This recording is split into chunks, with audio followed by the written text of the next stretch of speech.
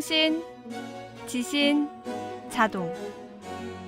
여기는 성신여자대학교 교육방송국입니다.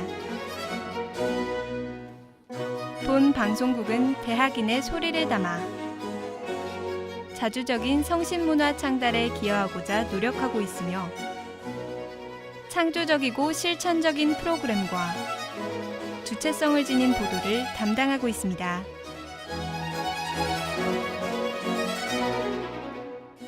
오디오 방송 시간은 총 70분으로 오전 8시 20분부터 8시 50분까지 30분간의 아침 방송과 오후 5시 10분부터 5시 50분까지 40분간의 저녁 방송을 송출하고 있으며 영상 방송은 오후 12시부터 1시까지 총 1시간의 낮 방송을 송출하고 있습니다.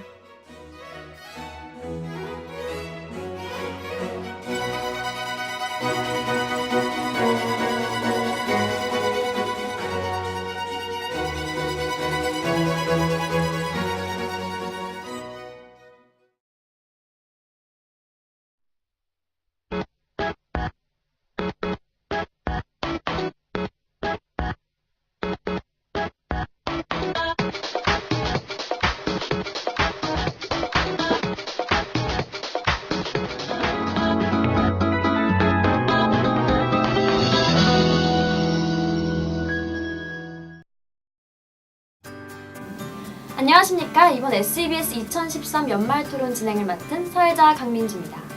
2013년도에는 굉장히 다른 해보다 많은 일들이 있었는데요. 이에 우리 학교 구성원 모두가 올 한 해를 돌아보자는 의미에서 저희 SEBS에서 연말토론을 준비했습니다.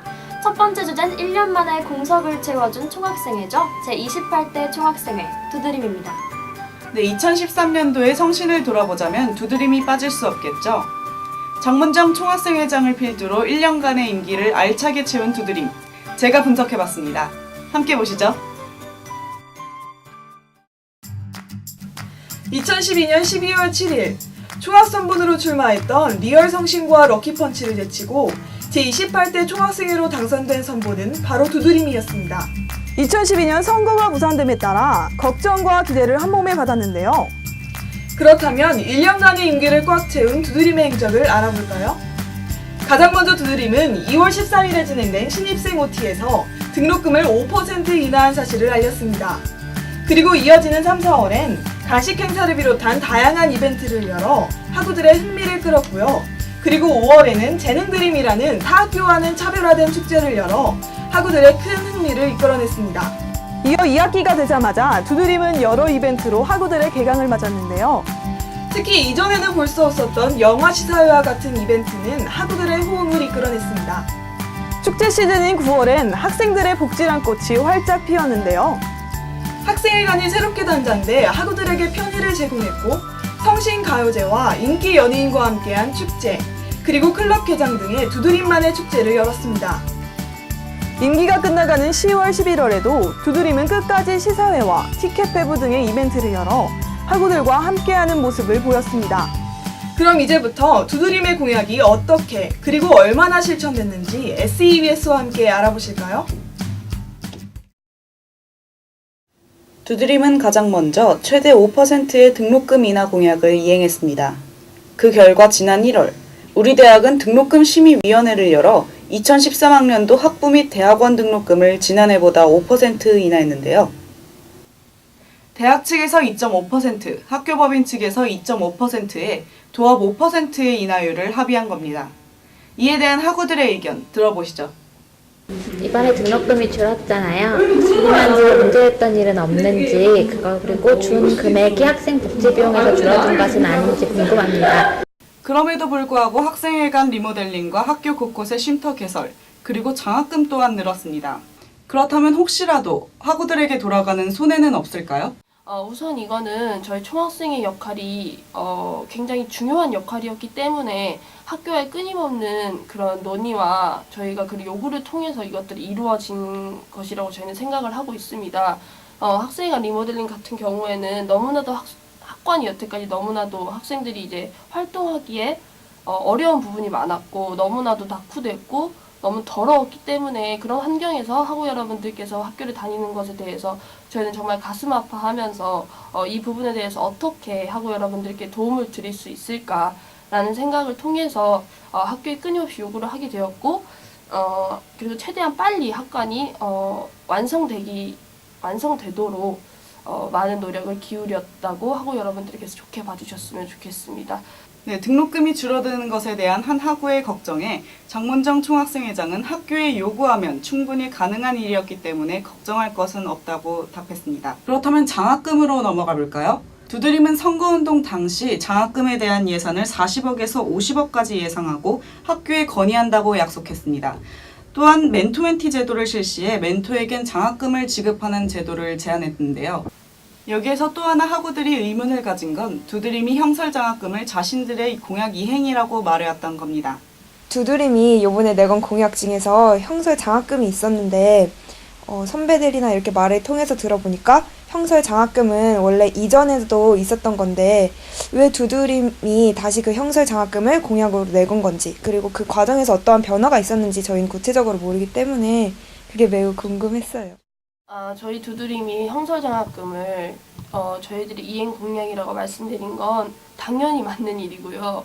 왜냐하면 저희가 등록금 인하 5%를 했기 때문에 저희가 형설장학금을 받을 수 있었던 거였어요. 저희가 등록금 5% 인하하지 않았다면 장학금도 확충이 안 됐을 겁니다, 여러분. 왜 장학금이 확충되었나?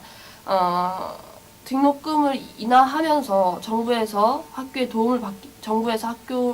도움을 주기 때문에 당연히 그런 장학금을 형설 장학금으로 바꿔달라. 그 돈을 지금 장학금으로 다시 다 써달라. 이런 것들을 모두 요구했기 때문에 학교에서 형설 장학금이란 제도를 다시 만들어서 여러분들에게 돌려드렸던 것이고 그리고 성신 장학금 또한 100만 원에서 170만 원으로 인상된 것도 저희가 요구를 했기 때문에 그 부분에 대해서 저희가 이행을 한 것이라고 여러분들에게 말씀을 드린 것입니다.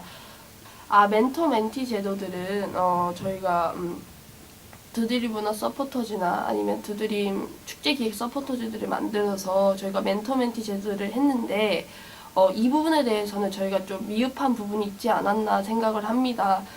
좀 더 학생들하고 이런 저희와의 교류뿐만 아니라 모든 학생들이 멘토 멘티를 할 수 있는 그런 제도와 상황들을 만들었어야 됐는데 그렇게 하지 못한 부분은 정말 죄송스럽게 생각하고 있습니다.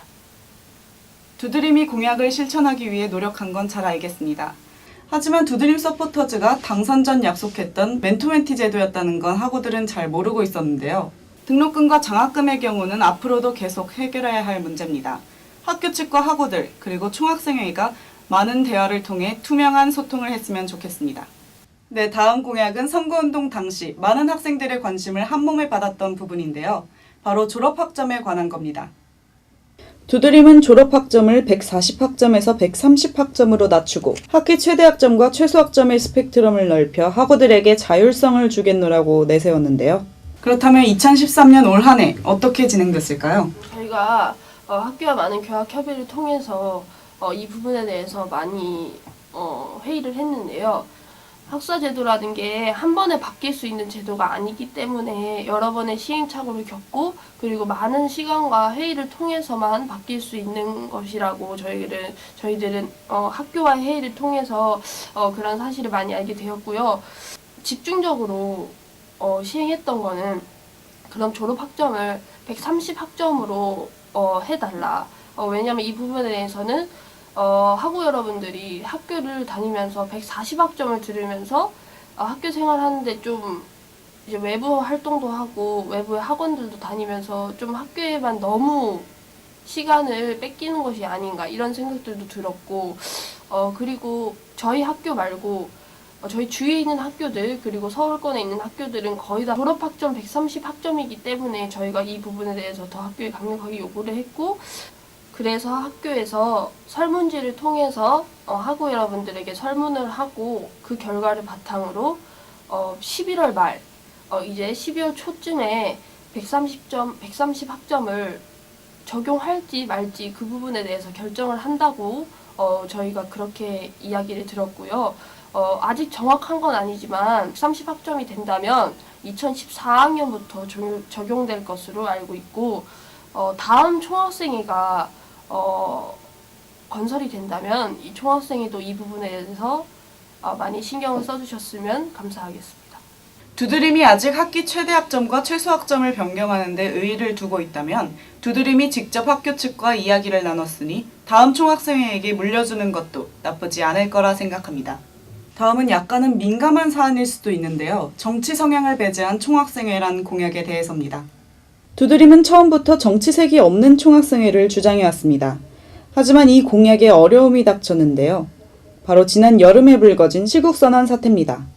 지난 6월 국정원의 대선 개입 의혹으로 서울대학교의 성명서를 시작으로 여러 대학들이 줄지어 시국선언을 해왔습니다. 하지만 우리 학교는 그 흐름에 따르지 않았는데요. 이에 많은 학우들이 커뮤니티와 페이스북 페이지 등을 통해 열띤 토론을 진행했습니다. 그러나 여기에서 문제가 됐던 건 장문정 총학생회장이 우리 학교 총학생회장의 신분으로 대통령 직속 청년위원회에 소속돼 활동한 것이었습니다. 우선 학우들의 입장을 직접 들어봤습니다. 이번 총학생회가 시국선언을 하지 않겠다고 했는데 대통령 직속 청년위원회에 가입한 것부터 정치색을 띠는 것이 아닌가 생각하고요. 페이스북에 그 학생들이 올린 글, 담벼락 메시지 이런 것조차 답변을 하지 않고 계신 상태예요. 이런 것에서도 뭐 소통한다 해놓고 그런 거 안 해주시는 것부터 일단 좀 문제가 있고요. 학우들은 시국선언을 하지 않은 것은 둘째치고 정치색이 없는 총학생회라는 공약을 지키지 않은 것이 아니냐는 의견이 많았는데요. 이에 대한 총학생회장의 의견 어떠신가요? 네, 우선 시국선언과 청년위원회 부분에 대해서 학우 여러분들이 많이 걱정을 하시고 우려하신다는 부분 충분히 잘 알고 있었습니다. 우선 시국선언을 저희가 하지 않았던 이유는 학우 여러분들의 의견을 페이스북으로만 듣는 것이 아니라는 생각이 들었고, 그리고 또한 중앙운영위원회를 통해서 학우 여러분들의 생각을 듣고 정말 우리 학교가 시국선언을 하는 게 맞는 것인지 아닌 것인지에 대해서 충분한 토의가 됐기 때문에 저희 중앙운영위원회에서 시국선언을 하지 않겠다 이런 결론이 나왔기 때문에 저희 총학생회는 시국선언을 하지 않았던 것이고, 학우 여러분들도 아시다시피 마지막에 봤을 땐 서울대도 시국선언을 하지 않았었고, 그리고 대부분의 정치색을 띠고 있는 학교들만 시국선언을 한 것으로 밝혀졌습니다, 여러분. 그런 부분에 대해서 여러분들이 잘 생각을 해주셨으면 좋겠습니다. 또한 청년위원회에 대해서 부분에 대해서는 저희가 처음 공약을 냈을 때 정치적 성향 배제라는 공약을 내었습니다, 여러분들에게. 제가 청년위원회 위원으로 들어간 것이 정치적 색깔을 나타내는 게 아니고 성향을 나타내는 게 아니고 오로지 대한민국의 청년, 정부에 소속된 그런 단체이기 때문에 그런 정부에 소속된 위원회이기 때문에 정치색을 띠지 않고 모든 대한민국 청년들을 위해서 제가 일할 수 있는 정말 멋진 일이라고 생각했기 때문에 그 청년위원회 위원으로 들어가게 된 것입니다.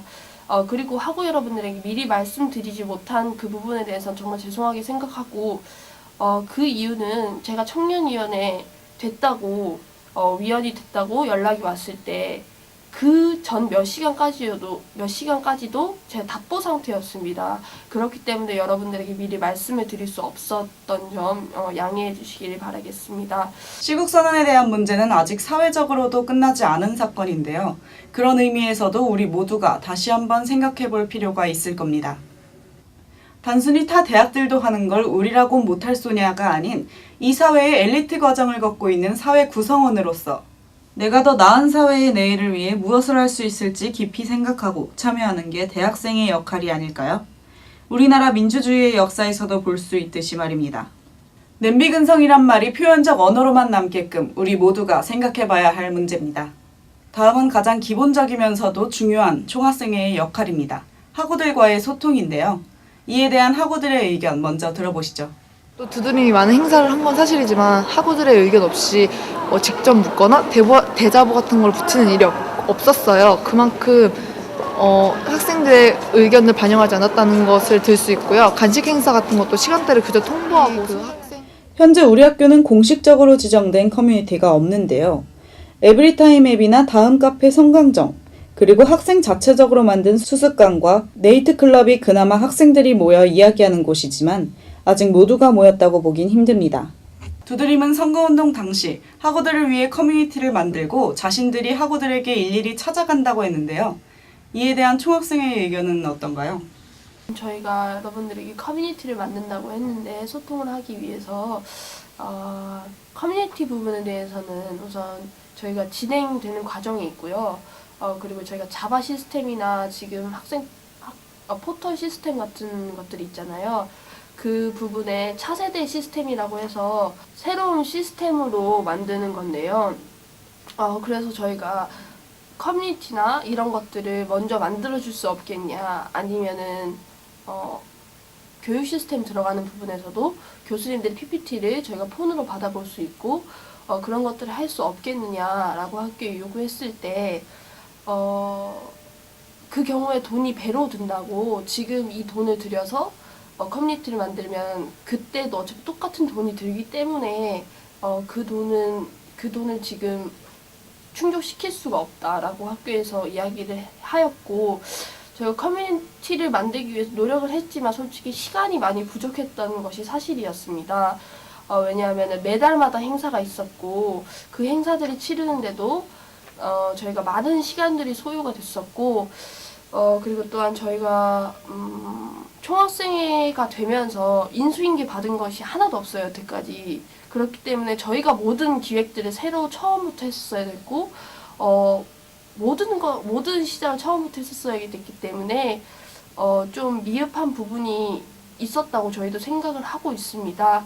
앞으로도 이런 미흡한 부분에 대해서는 다음 총학생과 조금씩 메꿔가면서 충족을 시켜드릴 것이라고 저는 생각을 하고 있고. 그렇다면 근본적으로 공약을 이행하면서 학우들의 의견을 모으기 위해 어떤 노력을 했을까요? 총학생회 전용 게시판이 존재하긴 하지만 총학생회가 학우들에게 일방적으로 정보를 제공하는 게시판으로밖에 사용되지 않았는데요.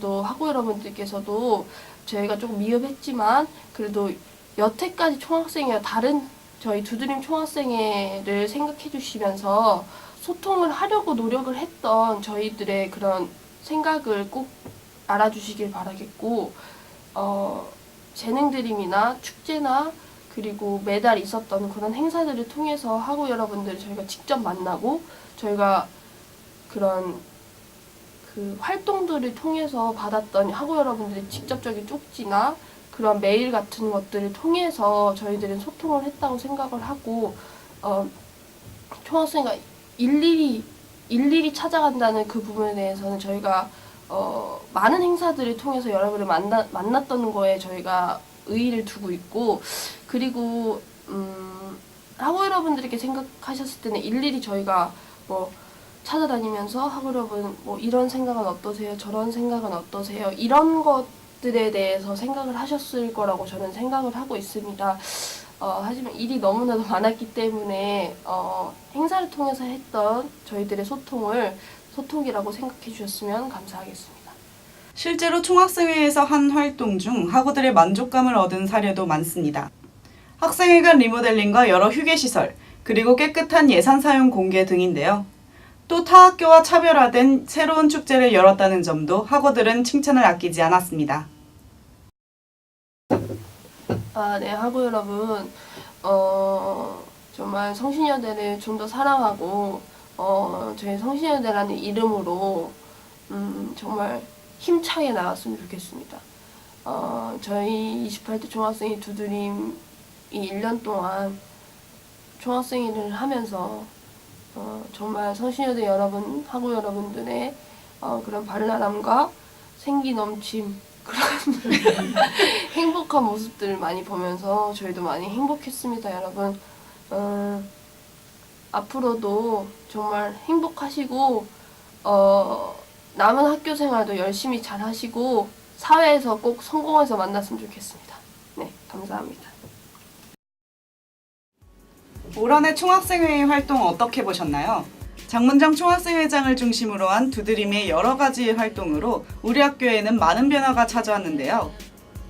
네, 이렇게 살펴보니 올 한해 총학생회에서 굉장히 많은 일을 했구나 하고 다시 한번 느끼게 되는데요. 또 하나의 가장 큰 변화라고 할 수 있는 게 학생 복지라고 할 수 있잖아요. 학생회관과 도서관 그리고 수정관이 리모델링됨에 따라 학우들의 반응이 굉장히 뜨거운 걸 저희가 체감하고 있죠. 맞아요. 리모델링된 장소들은 평소에 머물 곳이 없던 학생들에게 따뜻한 보금자리를 내줬는데요. 그런데 이렇게 학생들에게 만족을 준 시설의 변화도 항상 긍정적인 면만 있는 건 아니라고 하는데요. 그럼 지금부터 SEBS 연말토론 복지편, 리모델링 그 빛과 그림자에 대해 이야기 나눠보겠습니다. 지금 보시는 장면은 우리 학교 수정관 1층 로비의 모습입니다. 리모델링 전에는 의자나 테이블 없이 학우들이 그냥 지나다니는 텅 빈 공간이었는데요. 이렇게 수정관 로비가 학생들이 옹기종기 모여 쉴 수 있는 공간으로 재탄생하게 된 건 2013년 여름이었습니다. 현재 수정관 로비는 그동안 공강 시간에 머물 공간이 없던 학우들에게 많은 편의를 제공하고 있는데요. 뿐만 아니라 학생회관도 올 10월 새롭게 리모델링을 마친 대표적인 건물입니다. 오랫동안 낙후된 공간으로 방치돼 사용에 불편함이 많았던 학생회관이 S스퀘어의 이름으로 새롭게 단장됐는데요. 보이는 것과 같이 많은 학우들이 학생회관을 출입하며 이전과는 다른 분위기에서 자유롭게 휴식을 취하거나 공부를 하는 등 다양한 활동을 하고 있습니다. 우선 쉬는 공간이 너무 많아서 좋고요. 그리고 실용성과 디자인을 두루두루 갖춰서 학생들이 즐길 수 있는 편안한 공간이 된 것 같아요. 제가 운캠 학생이어서 휴식 공간이 별로 없었는데 학생회관 여기는 곳곳이 다 휴식할 수 있는 공간이 있고 다 책상이랑 의자도 새 거여서 공부하기에 아주 알맞은 공간이 많은 것 같아요. 그러나 학생회관을 드나들 때 일일이 학생증을 확인하는 문제가 나타나고 학생들이 자주 이용하던 학생회관 1층 출입문을 폐쇄하는 등 학교 측의 일방적인 결정으로 많은 문제점이 나타나고 있습니다. 실질적인 이용자인 학생들이 쓰는 건물을 학생증을 보여주며 출입해야 한다는 사실에 많은 학생들이 의아해하고 있는데요. 이제 아직까지 출입을 하는 과정에 있어서 ADT한테 학생증을 계속 보여줘야 되고 그런 쪽문도 없고 이런 상황이 조금 학생들의 입장을 좀 번거롭게 할 수 있는 상황인 것 같아서 그런 점들이 개선된다면 충분히 활성화될 것이라고 생각합니다. 또 둘러보실 곳은 우리 학교 중앙도서관입니다. 우리 학교 중앙도서관 2층 열람실은 올해 4월 리모델링을 마치고 학우들에게 첫 선을 보였는데요. 지금 보시는 장면은 우리 학교 리모델링에 대한 인터넷상에서의 다양한 반응인데요. 대부분이 우리 학교 도서관의 변신에 대해 부럽다, 예쁘다는 식의 긍정적인 반응을 보이고 있습니다. 우선 도서관이 여대생들한테 맞게 아기자기하고 예쁘게 꾸며져서 훨씬 공부할 맛도 나고 성신여대 학생으로서 굉장히 도서관의 자부심을 느끼게 됐습니다. 중앙도서관 2층 열람실은 현재 많은 학생들에 의해 이용되고 있지만 아직까지 학생 수 대비 그 수요가 부족한 현실입니다. 특히 중앙도서관 2층 열람실은 디자인은 좋지만 공간에 비해 책상과 의자 수가 너무 적어 많은 학생들이 이용할 수 없다는 지적이 나오고 있는데요. 이 부분에 대해 열람실을 리모델링할 때 학생들의 실질적인 학업 공간의 확보보다는 외관에 더 치중한 보여주기식 리모델링이 아니냐는 의견도 나오고 있습니다. 지금부터는 학교와 학생들의 관심으로부터 멀어져 버려진 건물들을 살펴볼 텐데요. 우리 학교 과학관은 오랜 시간 방치되어 온 건물로 학생들의 발길이 끊긴 지 오래됐습니다. 과학관이라는 건물이 사실 어디 있는지도 몰랐고 또 막상 가보니까 건물 자체가 꼭 관리하는 사람이 없는 것처럼 분위기가 어둡고 깨끗하지 않더라고요. 그래서 학생회관처럼 많은 사람이 이용할 수 있도록 재정비했으면 좋겠어요. 과학관이 어떻게 사용되는지 저도 모르겠고 학생들도 많이 모르는 것 같아요. 좀 유령 같은 그런 느낌이랑 화사해졌으면 좋겠어요. 이런 건 학생들 복지하고 관련된 문제니까 빨리 개선됐으면 좋겠어요. 과학관은 운전 캠퍼스가 건립되기 이전 생활과학대 등의 단대 학생들이 공부하던 건물이었습니다. 그러나 운전 캠퍼스가 건립된 후 과학관은 학교와 학생들의 발길이 멀어진 채 무용지물이 됐는데요. 과학관을 이용하는 학생들은 거의 찾아볼 수 없을 뿐더러 학교 측의 관리가 소홀해 심지어 과학관이 어디에 있는지조차 알지 못하는 학생들이 많습니다. 강의실 부족 등으로 강의 개설수가 제한된다거나 대형 강의가 주를 이루는 현 상황에서 과학관과 같은 넓은 공간의 건물을 사용하지 않고 방치하는 것은 매우 비효율적인 처사라고 보여지는데요. 그렇다면 과학관의 미래는 어떠한지 시설관리팀 차장에게 직접 물어봤습니다. 저희 학교가 2011년 3월 운전 그린 캠퍼스가 개교했습니다. 그래서 기존 과학관에 있던 자연대 및 생활대가 운전 캠퍼스 이전 배치되었고요. 그래서 현재는 과학관 건물 일부 타용도로 사용하고 있습니다. 과학관 부지의 저희 학교 교육시설 신축 계획은 저희 학교 중장기 발전 계획안에 포함되어 있고요.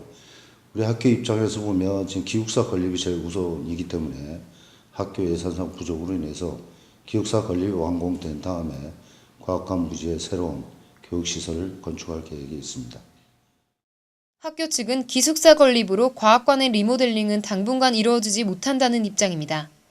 또한 이번 학기부터 위생상의 문제로 폐쇄된 1학생 식당도 활용도 높은 건물로 재탄생될 수 있도록 학교 측과 학생 측의 지속적인 관심이 필요할 것으로 보입니다. 우리 학교의 복지를 논의하기 위해선 학생복지위원회의 활동을 빼놓을 수 없겠죠. 오늘은 우리 학교의 복지를 위해 힘쓰고 있는 학생복지위원회 분을 만나 우리 학교 복지의 현실과 앞으로 나아가야 할 방향에 대해 이야기 나눠보겠습니다. 지금 스튜디오엔 학생복지위원회 김지연 생활복지국장이 나와주셨는데요.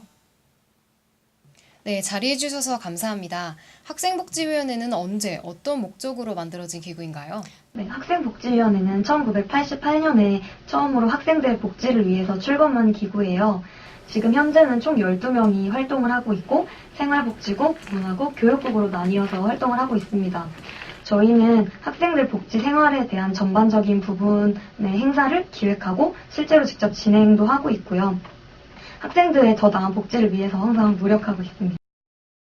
네, 그렇다면 학생복지위원회가 올 한 해 학우들의 복지를 위해서 한 대표적인 활동들엔 어떤 것들이 있을까요? 우선 매 학기 학생 식당과 학교 편의시설들을 저희가 직접 모니터링을 하고 있어요.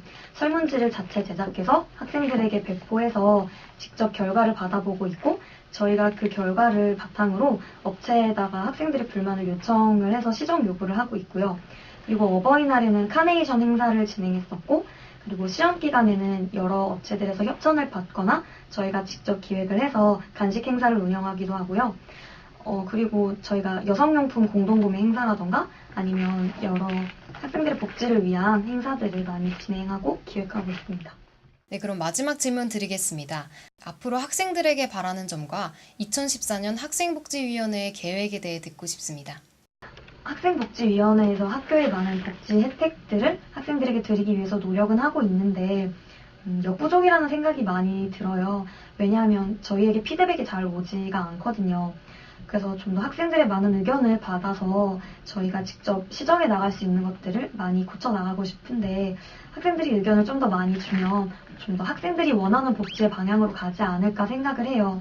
저희는 저희의 입장에서 학생들이 이런 걸 원하겠다라고 생각을 해서 학생분들께 드리는 거지만 받으시는 입장에서는 그렇게 생각하지 않으실 수도 있거든요. 그래서 좀 더 저희는 많은 피드백을 바라고 그 피드백에 근거해서 좀 더 올바른 복지 방향으로 나가고 싶다는 점을 말씀을 드리고 싶어요. 학생들의 의견이 제일 저희의 방향이 중요하다고 생각합니다. 네, 오늘 말씀 감사드리고요. 오늘 나와주셔서 감사합니다.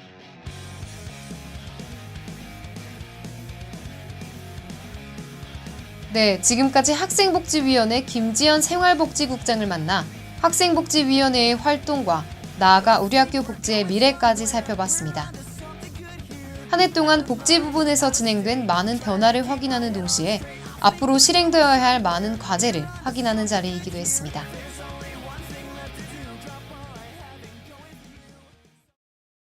우리 학교 복지시설의 현실을 크게 두 가지로 정리해보면 첫째, 학우들의 바람대로 많은 복지 부분에서의 변화가 나타났던 것이고 둘째, 그럼에도 아직까지 많은 문제점이 있다는 겁니다.